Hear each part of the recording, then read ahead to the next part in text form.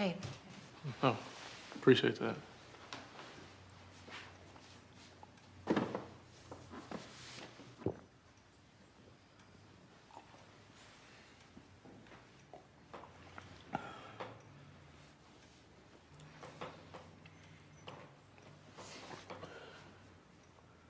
So you don't pay rent here?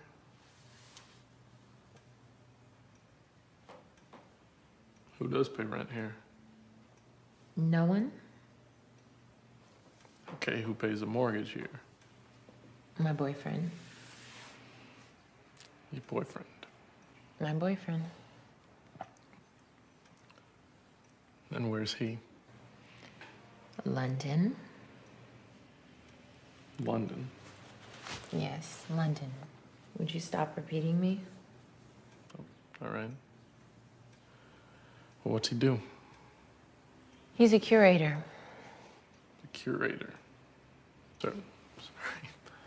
Just seems weird that as a curator, he didn't really have any art on the walls. Like none. I mean, it just seems like they probably got like a extra painting or a sculpture lying around that he could have brought home. Sorry.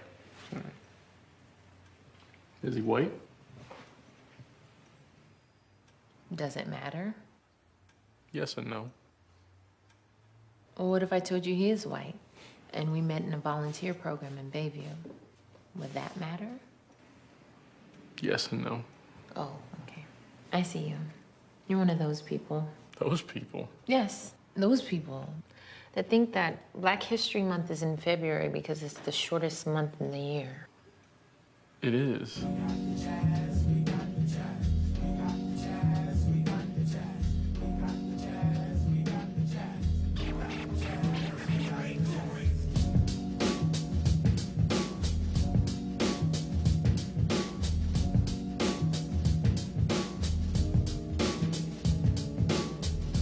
And so we've always been told, just because two people are black doesn't mean they're supposed to be together. Well, I beg to differ. Devarim or Deuteronomy 7:3-4. Never shall you make marriages with them. Your daughter you shall not give unto his son, nor your daughter shall you take unto your son, for they will turn away your son from following me, that they may serve other gods. So will the anger of Yahuwah be kindled against you and destroy you suddenly. Devarim or Deuteronomy 7:6. For you are a holy people unto Yahuwah your Elohim. Yahuwah your Elohim has chosen you to be a special people unto himself, above all the people that are upon the face of the earth. The nation of Yasharal was chosen above all the families of the earth to be a royal nation of priests, holy unto Yahuwah. They were likened unto a white garment in which Yahuwah wanted to remain pure and undefiled or diluted with any other dye or stains. We know that this happened anyways, as Yasharal is a rebellious nation. Some of our forefathers also committed such acts as taking foreign women, but they serve as an example what not to do, and not as an excuse to commit the same acts. Bemidbar or Numbers 36:6. This is the thing which Yahuwah does command concerning the daughters of Zelophehad, saying, let them marry to whom they think best. Only to the family of the tribe of their fathers shall they marry. So again, here we have the command to marry only the tribes of our fathers. Despite the confusion, many have been led to believe, if someone is mixed, in the Bible it states that we are called after the pedigree of our fathers. So, in other words, a child is what his father is, despite taking on either parent's features. Now, some will argue, well, that was a long time ago, and it's okay now, but it's not. Joshua 23:11-13. Take good heed, therefore, unto yourselves, that you love Yahuwah your Elohim. Else, if you do in any way go back and cleave unto the remnant of these nations, even these that remain among you, and shall make marriages with them, and go into them, and they to you. Know for a certainty that Yahuwah your Elohim will no more drive out any of these nations from before you, but they shall be snares and traps unto you, and scourges in your sides. and thorns in your eyes, until you perish from off the good land which Yahuwah your Elohim has given you. Now this verse speaks about the remnant, or in other words, the descendants of the other nations among us, that if we choose not to take heed to Yahuwah's warning, know for certain that these who remain among us shall be snares, traps, scourges, and thorns in our eyes. As a people, it is not advantageous for us to intermix with other nations, especially when they are conspiring to eliminate us off the face of the earth, and to, in default, regain the birthright. Examples of snares and traps would be true stories of a sister who chose to marry an Edomite man who has her swinging, which means married couples swapping spouses. In the process of being joined to him, she is also joined in idolatry.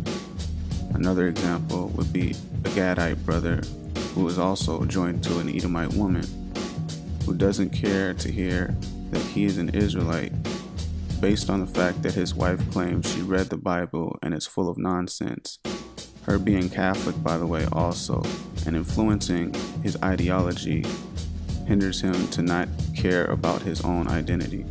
Not to mention the young, beautiful black girl who was kicking it with Confederate flaggers who only ended up being hung in the end. Now, when a woman of our people chooses to have a child by another race, she only builds up the father's race because the child is what the father is, regardless of the features. By Dr. Frances Cress Welsing, she had deemed this soft genocide. In other words, death of a race by intermixing. Now, let's briefly break down the system.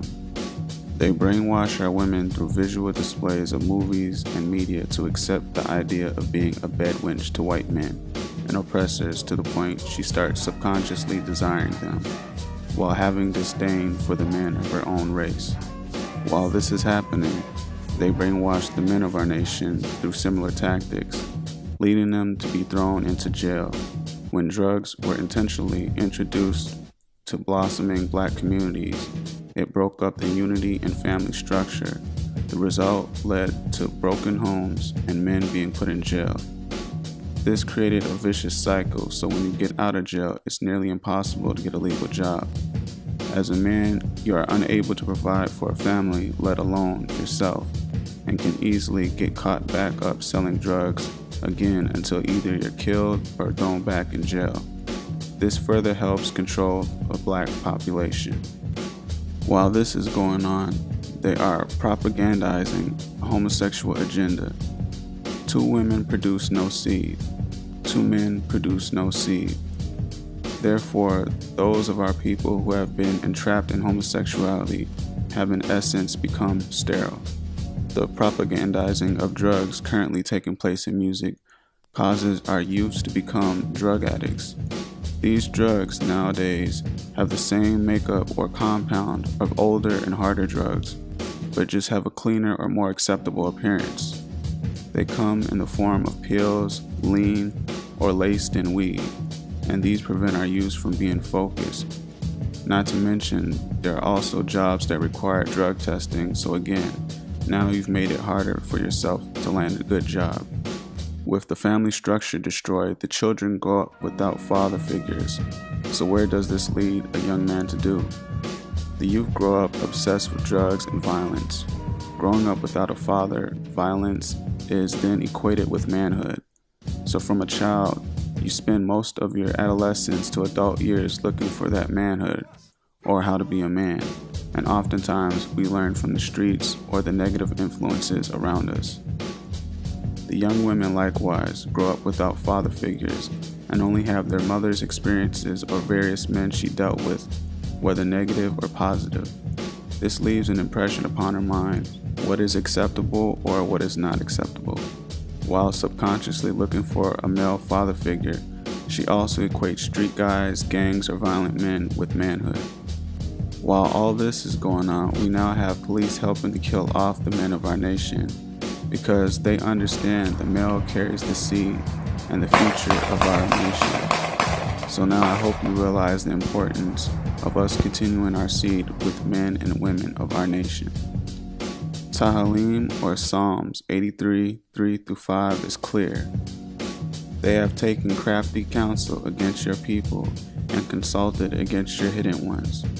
They have said, "Come, let us cut them off from being a nation, that the name of Yasharal may be no more in remembrance. For they have consulted together with one consent. They are confederate against thee." Which basically means they are not for us, but largely against us. Lastly, for yourselves, look into something called the King Alfred Plan, which is an international effort to eliminate people of so-called African descent. Now, some will try to write this off or disqualify it, but then search to see if there are concentration camps or FEMA camps all over the United States, along with other countries, just so you can grasp the seriousness of this discussion. If there are no more black or Hebrew men, there are no more black people, and this is genocide. Now, in the latter days, when Mashiach returns, we will no longer live as a mixed nation, but furthermore, let's look at the consequences of those who do not take heed. This is spoken of in future tense. Yeshayahu or Isaiah 13:13-16. Therefore I will shake the heavens, and the earth shall remove out of her place, and the wrath of Yahuwah of hosts, and the days of his fierce anger. And it shall be as the chase roe, and as a sheep that no man taketh up. They shall every man turn to his own people, and flee every one into his own land. Everyone that is found shall be thrust through, everyone that is joined unto them shall fall by the sword. Their children also shall be dashed to pieces before their eyes. Their houses shall be spoiled, and their wives ravished. Now let's look at the book of Jewelz. Abraham's last words to Jacob and his descendants. Page 86. Be thou ware, my son Jacob, of taking a wife from any seed of the daughters of Canaan, for all his seed will be destroyed from off the earth, and all the residue thereof, and none springing up from him, will be saved on the day of judgment. It is no secret that Esau married 2 Canaanite women along with the daughter of Ishmael. This is not about skin, but we should not be mixing with any other race besides our own, and especially Edomites. Page 110, verse 11. And Mashiach commanded the children of Yasharal and exhort them not to give their daughters to the Gentiles, and not to take for their sons any of the daughters of the Gentiles, for this is an abomination before Yahuwah. Now, as for identifying dating outside of our race as a sin, Nehemiah 13:26. In those days also saw I Yahudim that had married wives of Ashdod, of Ammon, and of Moab, and the children spoke half in the speech of Ashdod, and could not speak in the Yehudite language, but according to the language of each people. And I contended with them, and cursed them, and smote certain of them, and plucked off their hair, and made them swear by Elohim, saying, You shall not give your daughters unto their sons, nor take their daughters unto your sons, or for yourselves. Did not Shalomah or Solomon, king of Yasharal, sin by these things? Yet among many nations was there no king like him, who was beloved of his Elohim, and Elohim made him king over all Yasharal. Nevertheless, even him did outlandish women cause to sin. Shall we then hearken unto you to do all this great evil, to transgress against our Elohim in marrying strange wives? This verse is clear that we are not to marry, date, sleep, procreate with other people outside our race, and also serves as an example to our brothers. You have to stop taking women outside our race. It's a sin.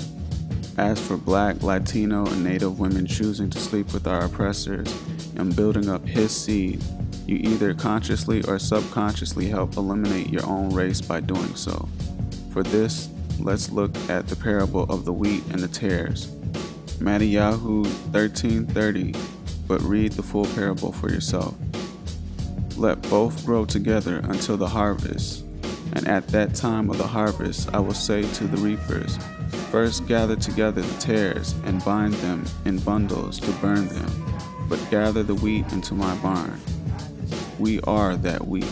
This parable was used because when you look at tares compared to wheats, They look similar but slightly different and can easily be confused.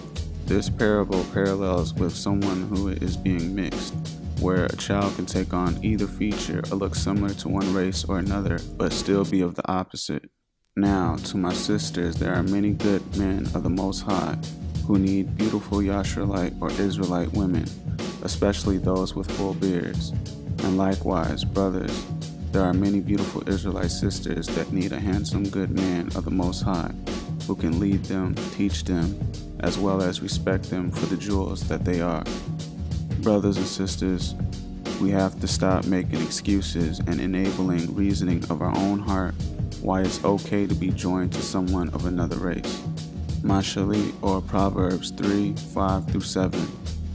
Trust in Yahuwah with all your heart, and lean not on to your own understanding. In all your ways acknowledge him, and he shall direct your paths. Be not wise in your own eyes. Fear Yahuwah, and depart from evil. All praise and glory belongs to Yahuwah, and to Yahushua HaMashiach, and the Holy Spirit, and to you and yours. Shabbat Shalom. I helped to make him a lot of money. Am I bitter? No. I'm bitter about people like Lester, who have a third of my ingenuity, a tenth of my tenacity, and not even a fraction of my style, making it because they're a white boy.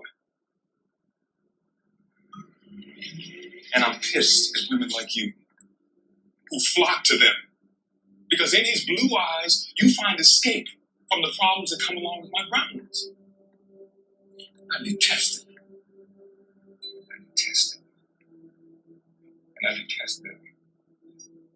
Especially liberals like Lester, who walk around with a plantation mentality in drag. Ooh, brother man's got issues. Yeah, but brother man has to swallow every time he hails a cab. Every time he sees a police car. Every time he sees a Kim creaming in her pants over his Porsche or his MG. See, brother man is who you're running